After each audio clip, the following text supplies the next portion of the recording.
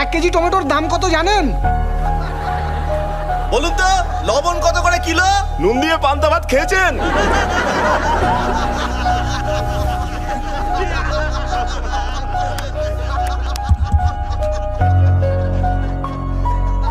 আজ আপনাদের কথা শুনে খুব লজ্জাই করছে আমার। সত্যি কথা বলতে 1 কিলো টমেটোর দাম আমি জানি না। টমেটোর দাম জানে না, নেতা হতে এসেছেন? এই স্যারকে টমেটোটা চিনিয়ে দে না। স্যার একবার এই টমেটোটা দেখে নিন। আরে এই ওই এই এই হচ্ছে?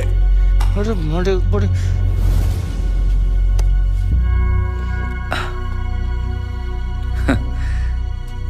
কিন্তু আমি আপনাদেরকে এই টমেটো নিয়ে একটা ক্রাইম স্টোরি শোনাতে পারি। বিশ্বের মাত্র 7টা দেশে টমেটো চাষ হলেও সব দেশেই টমেটো সস খাওয়া হয়। আমাদের দেশে চাষ করা টমেটোর ডিমান্ড সারা বিশ্ব জুড়ে রয়েছে। কিন্তু আরো একটা রহস্য আছে, যারা এখানে টমেটো চাষ করেন তারা খুব তাড়াতাড়ি মারা যান। কেন মারা যান? কারণ এখানে টমেটো যে পরিমাণে চাষ হয় আর তার যা দাম পাওয়া যায়, তার মধ্যে আকাশ পাতাল তফাৎ অন্যান্য দেশের তুলনায়। ধরুন এখানে এই টমেটো বিক্রি করে আর এই টমেটো বিক্রি করে একই দামে। প্রচুর চাহিদা থাকলেও আমি টমেটো কিনছি শুধু ওর কাছ থেকে, আর বাকি লোকজনদেরকে আমি বলছি যে ওর কাছ থেকে টমেটো কিনবেন না। আর টমেটো কতদিন ভালো থাকে? মাত্র 2 দিন। আমি কিন্তু জানি না কার টমেটো আগে নষ্ট হবে, কিন্তু দুজন বিক্রেতাই সবসময় ভয়ে থাকবে। তখন আমি সেই সস কোম্পানিকে সমস্ত টমেটো বিক্রি করে দেব প্রচুর পরিমাণ লাভ রেখে, যেটা আমি কম দামে কিনেছিলাম। আমি শুধু এর কাছ থেকেই কম দামে কিনে নিলাম, আর অন্য টমেটো বিক্রেতার সমস্ত টমেটো নষ্ট হয়ে গেল।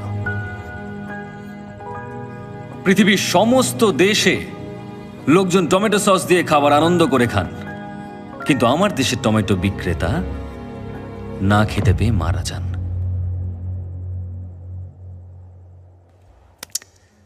তাই পরের বার যদি আমাকে আপনারা টমেটো ছুঁড়তে চান, তাহলে দয়া করে ওই টমেটো বিক্রেতাদের কথা মনে রাখবেন। কি হলো? আপনারা সবাই চুপ কেন? কারোর কিছু বলার থাকলে বলতে পারেন। স্যার আমার একটা প্রশ্ন আছে। হ্যাঁ বলুন না। আমরা কেউ এখানে ভোট দেওয়ার সময় যাই না, জানি যে ওটা জালি ভোট হয়ে যাবে, কিন্তু আপনি একটা ভোটের জন্য এত কিছু কেন করছেন? আপনি তো 49P সম্পর্কে সবকিছুই জানেন। ভোটের রেজাল্ট বন্ধ করে দিলেন, কোম্পানি থেকে পদত্যাগও করলেন। এসব কি স্যার?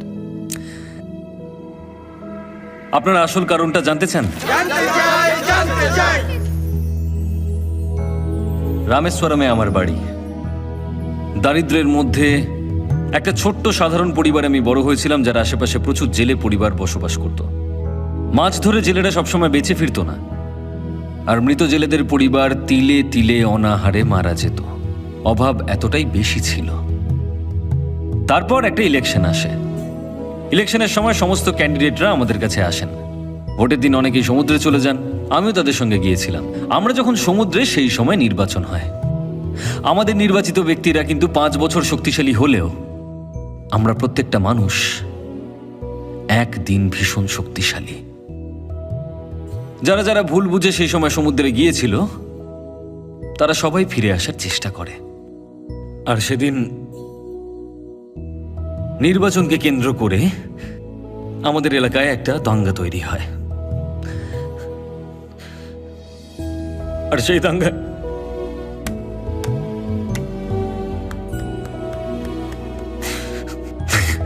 দাঙ্গায় আমার বাবার সঙ্গে 13 জন মানুষ মারা যায়।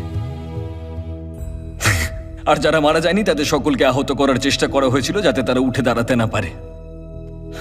আমার বাবা দাঙ্গার বিরুদ্ধে লড়েছিল, কিন্তু কেউ আমার বাবাকে বাঁচাতে আসেনি। একটা মানুষ মারা যাওয়ার পর তার সমস্ত অন্ত্যেষ্টিক্রিয়া করার জন্য 2000 টাকা খরচ হয়, আর জেলেদের 2 বছর লাগে ওই 2000 টাকা কামাতে। সুতরাং মৃতের শরীর নিয়ে এসো আর সেটাকে সমুদ্রে ছুঁড়ে ফেলে দাও।